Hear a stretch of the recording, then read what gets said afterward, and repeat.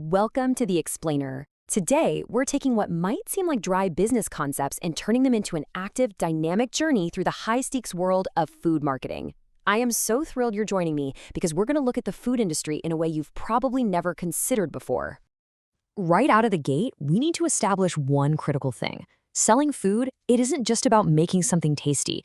It is a brutal competition. Survival out there depends entirely on navigating a massive obstacle course made up of trends, rules, and, well, consumer whims. Successfully dodging and weaving through these challenges is absolutely crucial for literally any business trying to thrive and keep their competitive edge in today's market. So here's our roadmap for today's explainer. First, the food marketing minefield. Second, navigating trends and demographics. Third, the risks of false claims. Fourth, 8 modern industry hurdles. Fifth, ethics in food promotion. And finally, number 6, the advertising rulebook. Let's kick things off with Section 1, the food marketing minefield. You know, the value of a brand just cannot be overstated. People buy names. They don't buy products. And this is incredibly true even with stuff that goes bad, like perishable food. Some companies are just so successful that their brand names become universal. Think about Kool-Aid, right? It's literally the universal stand-in for any flavored drink mix. But finding the balance between grabbing a consumer's attention and actually harnessing that brand power, that's a constant tightrope walk. And honestly, this heavy reliance on massive established brand names is exactly what makes it so tremendously difficult for a new, lesser-known brand to even get a foot in the door of the food marketing industry. Moving on to Section 2, navigating trends and demographics. Okay, so targeting the exact right demographic requires some seriously deep psychographic insights into people's values, interests, and lifestyles. But there is a massive trap waiting here. It's the peril of jumping completely blindly onto the latest food fad versus the strategic necessity of long-term authenticity. Look, it's incredibly tempting to cash in on a sudden food craze. We've all seen them come and go. But while staying current is important, sinking significant resources into a passing fad without really evaluating if it has long-term viability can be completely disastrous. A smart business absolutely has to ask itself, does this new trend actually align with our long-term goals and values? That brings us to Section 3, the risks of false claims. We all see products lining the grocery shelves promising to make us healthier, right? But here's the catch. Unlike drugs and medical devices, which are rigorously tested for health and safety, the exact same isn't always true for food. The FDA and watchdog groups, like the Institute of Medicine, are constantly warning food companies against making unfounded claims.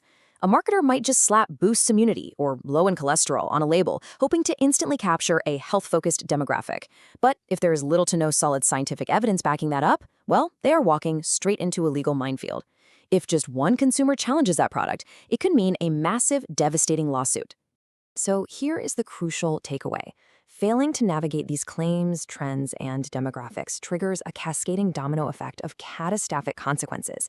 If a marketer drops the ball on these hurdles, they don't just lose a couple sales. No, they face a loss of market relevance. They lose their competitive edge. They suffer severe trust erosion. They dilute their brand entirely, and they suffer lasting reputation damage. It is an incredibly high-stakes game. Let's shift gears to Section 4, 8 modern industry hurdles. I want you to think about your own grocery habits for a second. This quote captures it perfectly. Today's consumers are flirtatious, constantly gazing for fun and variety. Basically, anything that surrounds us for too long just makes us jaded. Every single day, modern buyers demand quality, healthy food that somehow perfectly meets our need for convenience and our rapidly changing cultural shifts. Our collective palate can quite literally make or break the existence of these companies. Now, to survive this incredibly flirtatious consumer base, marketers are forced to rapidly dodge 8 major industry hurdles. Just think about how complex this puzzle is. Consumers are now actively avoiding the center of the store, where all the highly processed foods live. So marketers have to somehow balance clean labels with diet-friendly options, all while adapting to the massive rise of natural organic products. On top of that, they're forced to shift toward e-commerce, navigate a huge anti-sugar movement, constantly figure out how to add product value, and above all, they have to speed up their traditionally slow innovation cycles just to make everything way more convenient for us. These factors are quite literally changing the rules of the game constantly. Which leads us to Section 5, ethics in food promotion.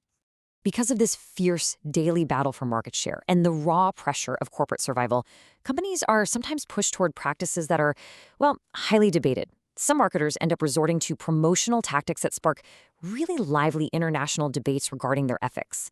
And because these tactics can have real societal ill effects, regulatory authorities inevitably find themselves stepping in to implement necessary legislation. It really is this constant, intense push and pull between a business just trying to survive and the well-being of society as a whole. And that brings us perfectly to our final section, number 6, the advertising rulebook. Before we tour the 5 major battlegrounds of food marketing, we really need to understand the concept of promotional regulation. Put simply, these are the rules, guidelines, and standards established by regulatory authorities. And they exist purely to ensure that promotional content is fair, truthful, transparent, and crucially doesn't mislead or harm consumers. They are the guardrails that maintain the integrity of advertising, ensuring it remains a safe way to actually learn about products. Let's look at the first battleground, television. TV is still an absolute powerhouse medium, and food marketers use it heavily, very often targeting children. Because of this, regulators enforce strict, non-negotiable clauses. Companies are strictly forbidden from exploiting people's credulity. Ads absolutely cannot be harmful to physical, mental, or moral health. They can't make you feel inferior for not owning a product. And perhaps most importantly, they can't induce kids to unduly pressurize their parents into buying something. Now let's move to the second battleground to see how this invades our everyday lives, in-premises marketing. This is when marketers go directly into schools, colleges, or offices to promote products right where people naturally gather. Now, in schools, this is massively controversial. Why? Because you often see items like soft drinks or instant noodles, things lacking minimum nutritional value, being pushed right in the hallways via signage or event sponsorships. To fight this, strict restrictions are used. Schools might demand advanced parental consent or require that the marketing has a clear educational objective. In Japan, they take it to a whole other level. Get this. The meal provided under the official school lunch program is literally the only food allowed to be eaten on school premises. The third battleground is sponsorship. Here, food companies throw funds at major sporting or musical events in return for commercial exposure. It's a goldmine, offering immense global reach at a lower cost than standard ads. A marketer might even try to influence the event's content to squeeze out more publicity. But regulators actively step in here as well. They draw hard boundaries. For instance, outright banning the sponsorship of children's programs, or making sure the sponsor doesn't aggressively push the purchase of their specific products during the event itself. Our fourth battleground is one we all know well: internet marketing. The web has turned the entire world into a single global village, allowing cross-border marketing to hit consumers everywhere. And the absolute ideal target group here? Young people, because they browse for much longer durations. Marketers deploy interactive games, flashy graphics, competitions, and downloadable content to hook teenagers, and subsequently collect their personal data for future promotions. Because this landscape is expanding so fast, statutory guidelines and self-regulatory codes are leaning heavily into data collection and consumer protection, even though a lot of these rules are still just in their budding stages. Finally, our fifth battleground: influencer marketing. Today, the food industry and digital influencers are just completely intertwined. People with massive social media followings hold incredible power. They can totally sway our purchasing decisions through unique recipes, restaurant reviews, or hyping up specialty diets. By partnering with these influencers, businesses tap right into highly engaged, loyal audiences. But this also means influencers have to carefully address critical promotional regulations, making sure they maintain absolute transparency whenever they are endorsing a product to their followers. So we've walked through this brutal obstacle course, right? From leveraging major brands and dodging false claims to jumping over modern consumer hurdles and navigating some seriously strict advertising regulations. As we wrap up this explainer, I really want you to reflect on your own daily food choices. When you're walking down the grocery aisle or mindlessly scrolling through your social feed, ask yourself, who is actually setting the rules of this incredible obstacle course? Is it the massive, powerful food marketers, or is it you, the flirtatious consumer? Definitely keep that in mind the next time you pick up that newly trending snack.